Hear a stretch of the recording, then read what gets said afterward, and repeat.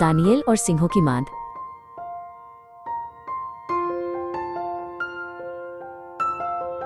बहुत समय पहले बाबुल नाम का एक शक्तिशाली राज्य था। ये विशाल भूमि और असंख्य लोगों पर शासन करता था और अपनी महान शक्ति के लिए जाना जाता था।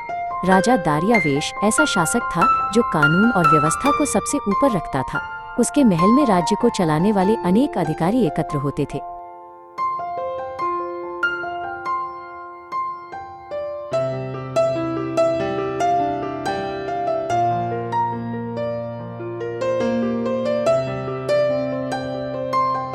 उन सभी अधिकारियों में दानिएल राजा का विशेष रूप से विश्वास पात्र था।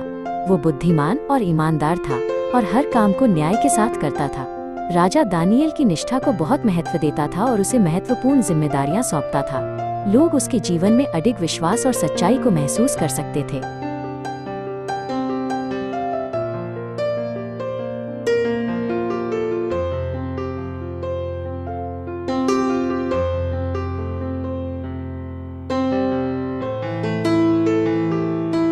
लेकिन हर कोई दानिएल की सफलता से प्रसन्न नहीं था। कुछ अधिकारी उसकी योग्यता और राजा की कृपा से ईर्ष्या करने लगे। उन्होंने दानिएल को हटाने का उपाय ढूंढना शुरू किया, फिर भी वे उसके काम या आचरण में कोई दोष नहीं पा सके।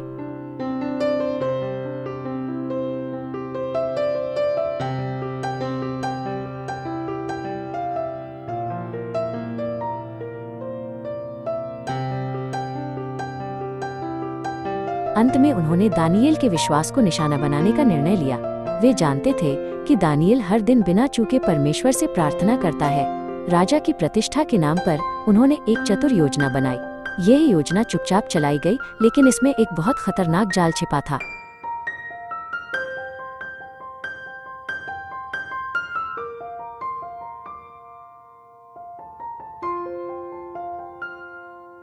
अधिकारियों ने राजा के सामने एक नया कानून प्रस्तावित किया। 30 दिनों तक राजा के सिवा किसी और देवता या मनुष्य से प्रार्थना करने पर रोक लगाई गई। उनकी असली मंशा को न जानकर राजा ने उस आदेश पर हस्ताक्षर कर दिए। एक बार घोषित होने के बाद राजा का कानून बदला नहीं जा सकता था।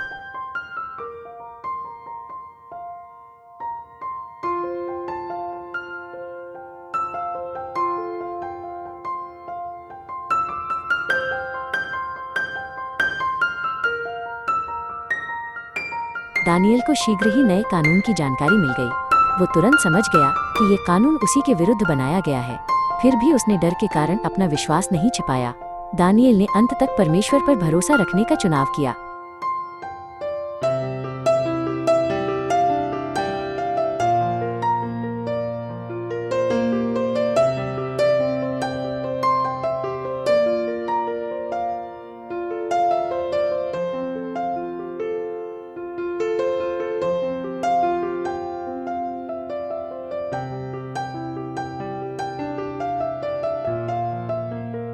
जैसा वो हमेशा करता था, दानिएल अपने कमरे में गया।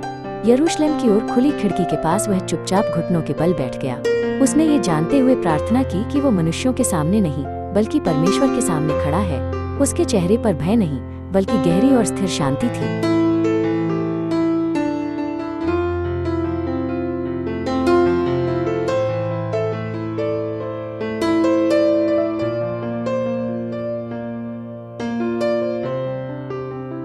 दानिएल को प्रार्थना करते देखकर अधिकारी सीधे राजा के पास दौड़े। उन्होंने दानिएल पर राजा के कानून को तोड़ने का आरोप लगाया। यह सुनकर राजा दारियावेश बहुत व्याकुल हो गया। तभी उसे एहसास हुआ कि वो एक साजिश में फंस गया है।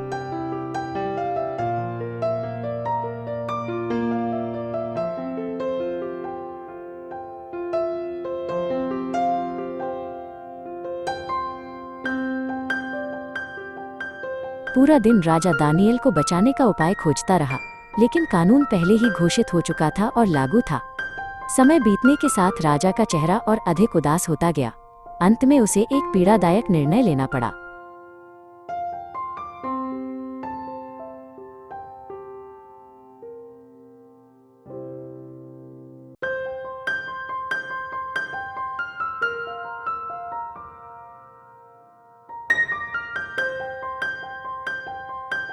अंततः दानिएल को सिंहों की माद में ले जाया गया। दुख और चिंता से भरे स्वर में राजा ने उससे कहा, जिस परमेश्वर की तू निरंतर सेवा करता है वही तुझे बचाए। मांद के द्वार को एक बड़े पत्थर से कसकर बंद कर दिया गया।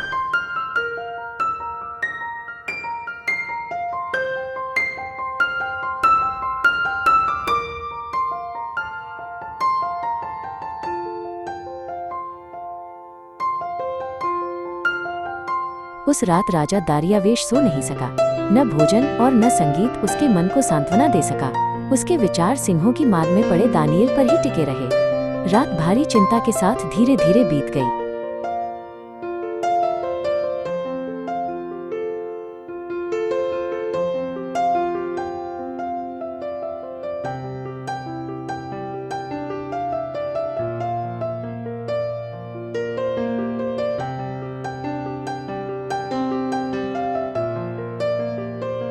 सिंहों की माद के भीतर परमेश्वर दानिएल के साथ था। परमेश्वर ने एक स्वर्गदूत भेजकर सिंहों के मुंह बंद कर दिए। सिंहों ने दानिएल को कोई हानि नहीं पहुंचाई और शांत पड़े रहे। अंधकार में भी परमेश्वर की रक्षा स्पष्ट रूप से दिखाई दी।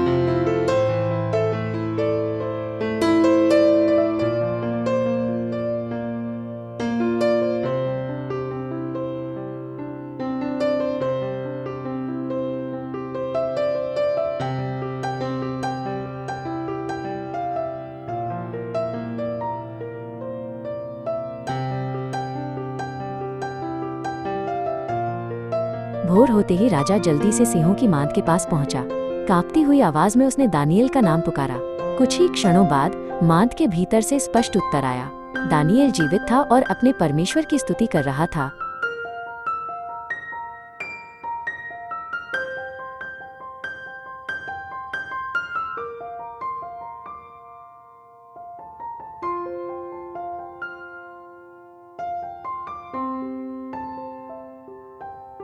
दानिएल को सुरक्षित रूप से सिंहों की मांद से बाहर निकाला गया। उसके शरीर पर एक भी घाव नहीं था। राजा और प्रजा ने इस अद्भुत दृश्य को अपनी आंखों से देखा। कोई भी परमेश्वर की शक्ति को नकार नहीं सका।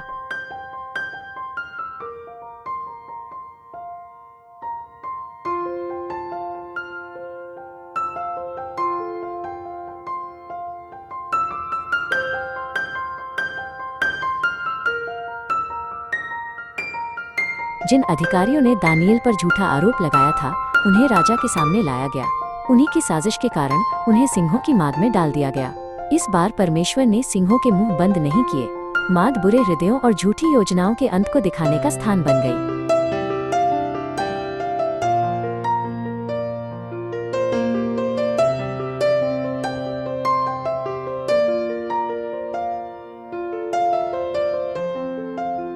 राजा दारियावेश ने पूरे राज्य में एक नया आदेश जारी किया। उसने लोगों को दानिएल के परमेश्वर से डरने और उसका आदर करने की आज्ञा दी। उसने घोषणा की कि ये परमेश्वर जीवित है और सदा राज्य करता है। ये संदेश पूरे देश में फैल गया।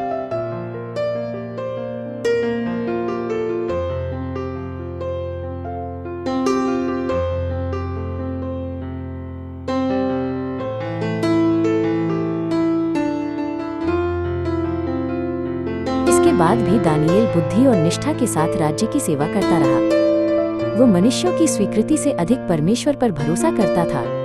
उसका जीवन स्वयं विश्वास की गवाही बन गया। दानिएल के द्वारा बहुतों ने सच्चे विश्वास का उदाहरण देखा।